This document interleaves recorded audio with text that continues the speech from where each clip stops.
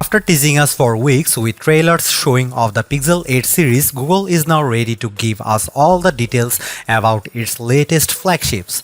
Announced during the company's Made by Google event on Wednesday, the Pixel 8 and Pixel 8 Pro look largely the same as their predecessors, with a couple of key differences. The regular Pixel 8 is slightly smaller, which makes it easier to use with one hand. Meanwhile, the Pro model has a new matte finish, upgraded cameras, and an integrating temperature sensor.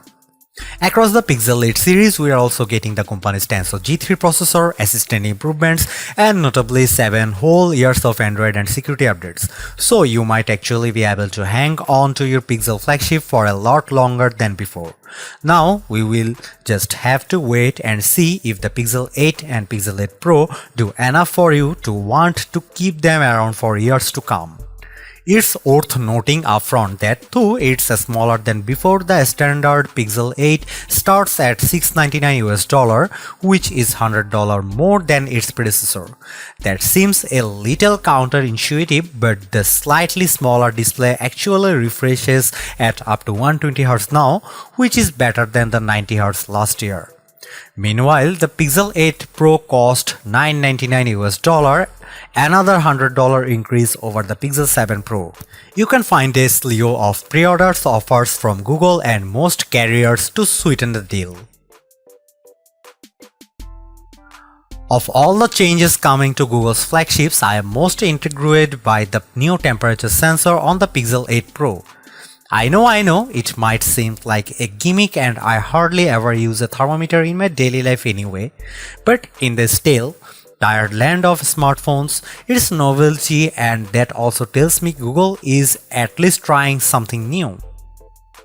The temperature sensor sits below the flash on the Pixel 8 Pro's camera bar. To take a reading, you will have to launch the new temperature app and select the type of object you are trying to measure.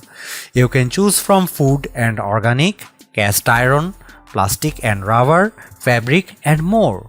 For now, Google is waiting on FDA approval to enable the Pixel 8 Pro to take body temperature readings.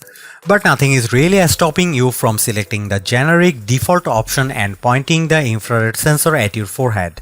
Just know that it's not the advertised application and that the reading might not be 100% accurate.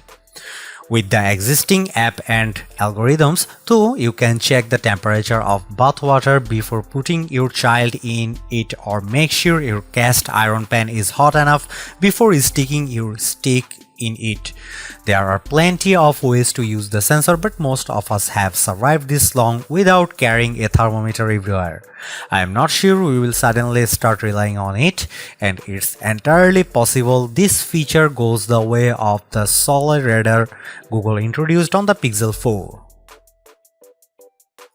Still, at least based on my few attempts at using the Pixel 8 Pro to scan things, the system appears to work. I stuck the sensor within an inch or two of iced water and warm coffee, and within 5 cm or 2 inches is recommended for best results. It took barely a second for the measurements to appear on the app, and the results all seemed accurate. The coffee, which had been sitting out for a while, generally registered at around 97.2 degrees Fahrenheit across my multiple readings, while the iced water came in at 37.4 degrees Fahrenheit. I'll have to spend more time with a review until in the real world to know just how much I will use this and whether it will affect battery performance. Some of the biggest improvements to the Pixel 8's cameras are in video recording and processing. The main new feature is Video Boost, which will upload your clips to the cloud for enhancement using Google's more powerful processors.